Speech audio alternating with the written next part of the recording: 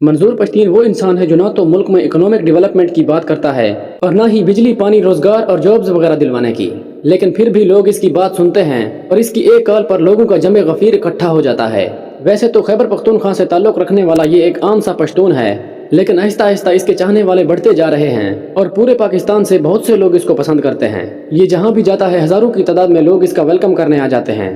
آخر کون ہے منظور پشتین اور چاہتا کیا ہے؟ منظور پشتین اور اس کی جماعت پی ٹی ایم کی مکمل کہانی جانتے ہیں آج کی ہماری اس ویڈیو میں، تو چلیں یار بنا ٹائم ویسٹ کیے ہی آتے ہیں اپنی ویڈیو کی طرف۔ بیسیکلی منظور پشتین بد امنی سے متاثرہ خیبر پختونخوا کے علاقے وزیرستان سے تعلق رکھتا ہے، جو کہ 25 اکتوبر سال 1994 کو وزیرستان کے ایک پڑھے لکھے گھرانے میں پیدا ہوا۔ اس کے والد وزیرستان میں ایک پرائمری اسکول ٹیچر تھے۔ منظور کے اگر ایجوکیشنل کریئر کی بات کی جائے تو اس نے ابتدائی تعلیم اپنے گاؤں سے ہی حاصل کی اور پشتین نے میٹرک کی تعلیم آرمی پبلک اسکول سے مکمل کی۔ منظور پشتین نے کرک سے انٹرمیڈیٹ کی تعلیم حاصل کی اور پھر ڈیرہ اسماعیل خان کی گومل یونیورسٹی سے ڈاکٹر آف ویٹرنری میڈیسن کی ڈگری حاصل کی۔ منظور کی تعلیم کے لیے اس کے والد نے بہت محنت کری، یہاں تک کہ اس نے قرض لے لے کر بھی منظور کو پڑھایا۔ خیر آگے بڑھتے ہیں۔ منظور کے اندر انقلابی روح تب بیدار ہوئی جب سال 2005 میں وزیرستان میں ایک فوجی آپریشن ہوا۔ اس آپریشن کے دوران پشتین اور اس کی فیملی کو وزیرستان چھوڑ کر ڈیرہ اسماعیل خان میں موجود پناہ گزینوں کے کیمپس میں رہنے پر مجبور کیا گیا۔ اسے اور اس کی فیملی کو ایک بار پھر سے 2007 میں وزیرستان چھوڑنے پر مجبور کیا گیا۔ وہ لوگ 2008 میں دوبارہ وزیرستان واپس آئے، لیکن پھر سے 2008 میں ہی آپریشن زلزلہ کی وجہ سے ان کو دوبارہ وزیرستان چھوڑنا پڑا۔ یہی نہیں بلکہ سال 2009 میں وزیرستان میں ایک بار پھر سے راہ نجات کے نام سے آپریشن شروع کیا گیا اور اس آپریشن کی وجہ سے ایک بار پھر سے پشتون اور اس کی فیملی کو وزیرستان چھوڑنا پڑا۔ بیسیکلی یہ تمام آپریشنز ٹی ٹی پی یعنی تحریک طالبان پاکستان، جندلہ اور القاعدہ وغیرہ کے خلاف کیے جا رہے تھے، لیکن اس آپریشن میں دہشت گرد تنظیموں سے زیادہ عام پشتون مارے جاتے ہیں اور بہت سے لوگ بے گھر ہو جاتے ہیں۔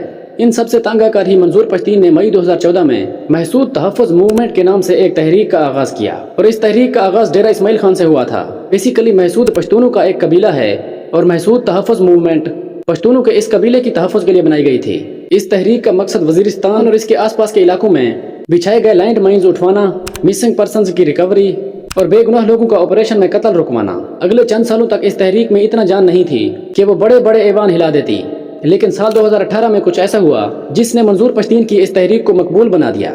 20 جنوری سال 2018 کے دن پولیس آفیسر رو انوار کی جانب سے ایک فیک پولیس مقابلے میں پشتون نوجوان نقیب اللہ محسود کو قتل کر دیا گیا۔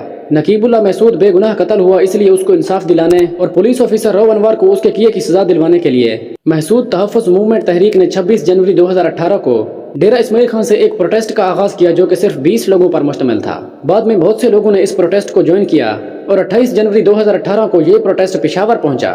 اس پروٹیسٹ کے بعد محسود تحفظ موومنٹ جب مقبول ہوئی تب اس کا نام محسود تحفظ موومنٹ سے چینج کر کے پشتون تحفظ موومنٹ رکھ دیا گیا، کیونکہ پہلے یہ تحریک صرف اور صرف محسود قبیلے کے لیے تھی، لیکن اس پروٹیسٹ کے بعد یہ تحریک اب پورے پشتونوں کی آواز بن گئی تھی اور اب اس کا نام پڑ گیا تھا پشتون تحفظ موومنٹ یعنی P T M. P T M کا یہ لانگ مارچ جو کہ ڈیرہ اسماعیل خان سے شروع ہوا تھا وہ 1 فروری 2018 کو کیپٹل سٹی اسلام آباد پہنچ گیا۔ ان لوگوں نے اسلام آباد میں دھرنا دیا اور حکومت سے نقیب اللہ محسود قتل کیس کی انکوائری اور دیگر بہت سے مطالبات کیے۔ اس کے بعد منظور اور اس کی جماعت پی ٹی ایم نے ہر فورم پر پشتونوں کے لیے آواز اٹھائی۔ 27 فروری 2020 کو پولیس نے منظور پشتین کو غداری کا الزام لگا کر پشاور سے اریسٹ کر لیا تھا۔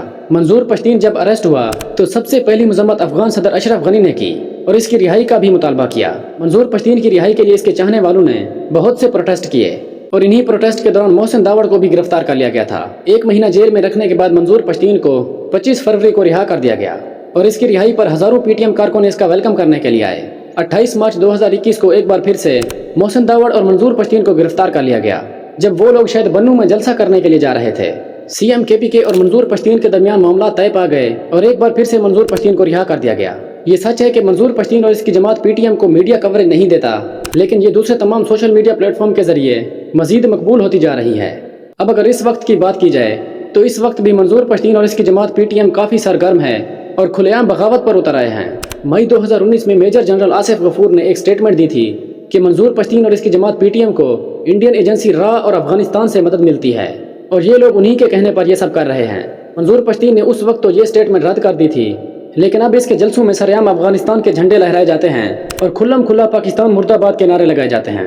منظور پشتین نے حال ہی میں شروع ہونے والے آپریشن عزم استحکام کے بعد کہا کہ مجھے ایسا لگتا ہے کہ اب پشتون اور پاکستان ایک ساتھ نہیں چل سکتے، یعنی ایک طرف سے اس نے یہ اشارہ دیا کہ وہ لوگ پاکستان سے علیحدگی چاہتے ہیں، پشتون الگ ہو کر افغانستان سے الحاق چاہتے ہیں یا پھر اپنا الگ وطن چاہتے ہیں، یہ بات مینشن نہیں کی گئی۔ اس کے علاوہ حال ہی میں بنو میں ایک پروٹیسٹ کے دوران عوام اور فوج آمنے سامنے آ گئیں اور ایک خطرناک تصادم ہوا جس میں اب تک کی اطلاعات کے مطابق بہت سا جانی نقصان ہو چکا ہے۔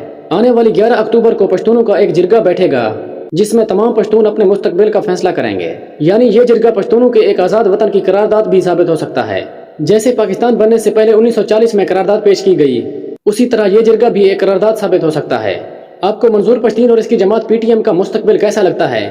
یہ بات کمنٹ سیکشن میں ضرور بتانا۔ تو ناظرین، یہ تھی ہماری آج کی ویڈیو۔ امید ہے آپ لوگ ویڈیو کو لائک اور آگے شیئر بھی کریں گے۔